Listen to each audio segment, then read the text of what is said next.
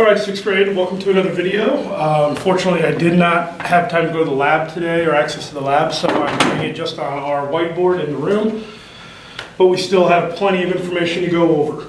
The next part of our book that we're going to go over that you need to be ready for by Monday to discuss and do on your own is the distributive property. We've talked about other properties of math, such as associative, commutative, and the identity properties. Now we have to get into the distributive property. It's a big part of sixth grade standards in your test, and you are not getting rid of it anytime soon. So let's make sure we're focused on taking these notes and knowing exactly how to do this and why we're doing it. All right, distributive property basically means that we're combining multiplication and addition. So we're going to have multiple steps we're going to try to fuse into one property. Reasons to use it. Some of the students, especially when we first start using it with certain numbers, they're asking, what's the point? Why are we doing this? We don't really need this right now.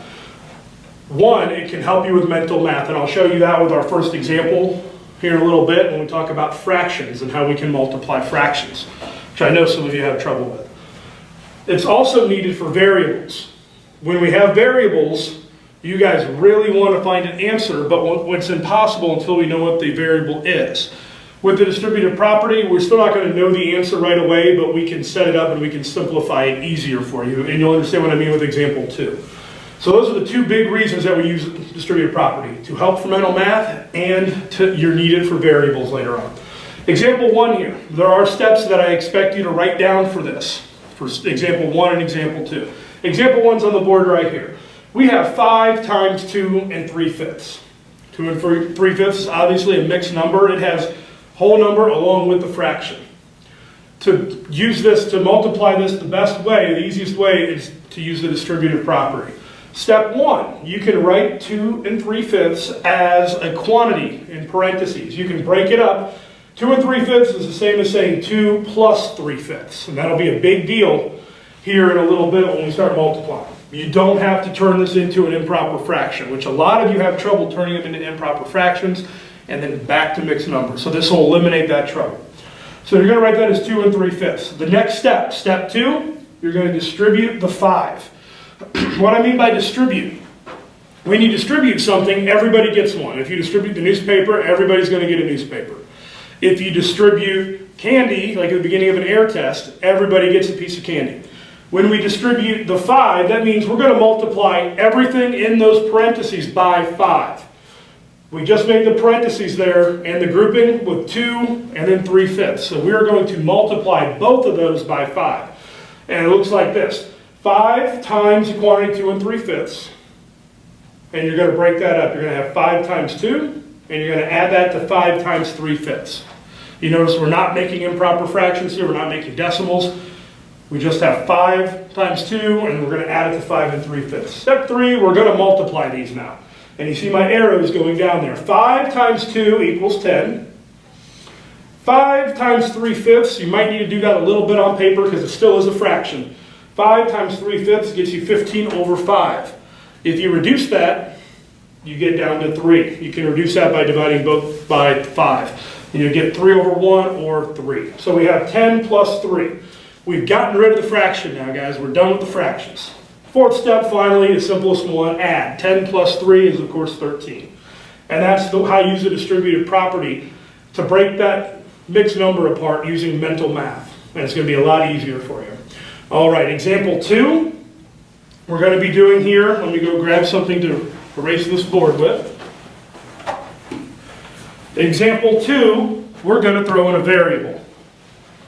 So example 2 will have a variable in it.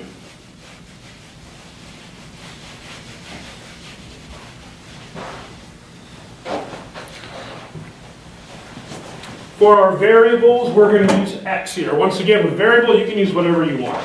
You can use y, you can use p, whatever they're using in the problem. Just make sure that you understand why we use it. We don't know, it's an unknown quantity. So the example 2 here, right, example 2. 8 times the quantity x plus 3. Now, if you notice, you can't just add these together in here like we did with earlier stuff in class. You can't just add x and 3. We don't know what x is yet, so we have to keep it x plus 3. However, on the outside it says 8. Just like in other parts where we have something just butted up against another number, another variable, that means multiplication.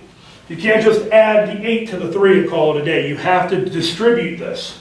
You have to distribute each term inside of those parentheses gets multiplied by 8. So we can do step 1, we can distribute that 8. Step 1 is distribute the 8. And that looks like this. 8 times x plus 8 times 3. 8 plus x times x plus, 8 times x plus 8 times 3. Step 2, multiply. 8 times x, we can just make that 8x. Once again, we can't do any more with it yet. We don't know what x is. So we can't just invent a number for x. It's 8 times x. Whatever x is, once we figure that out, we'll multiply it times 8.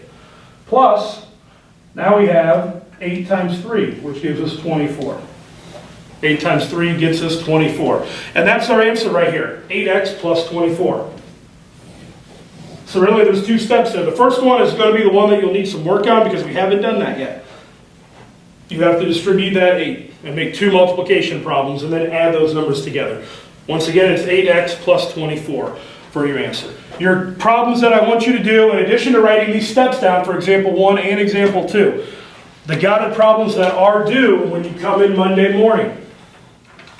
First problem, 12 times 2 and 1/4. 12 times 2 and 1/4, or 12 times 2 and 1/4. Second problem that you have, 5 times the quantity, 9 plus x. Remember your steps, remember your examples. I expect to see all these notes and these 2 problems. Now let me get my buddy here, because I told you he would be here. Boys and girls, this is a masked mathematician ready to wrestle some more math with you. Before, I have to address some rumor and innuendo. I was told some of you don't believe that Mr. Jameson and I are just friends. You think we're the same person. Well, here's proof. This is Mr. Jameson. This is not Mr. Jameson. It is clearly a different human being. How can I have this picture right next to me in a mask? I told you it was not me. I am the masked mathematician. Mr. Jameson is a good friend of mine. Pro athletes like me need to know their math. So make sure you have question 1 and question 2 ready, or you're going to have to answer to me.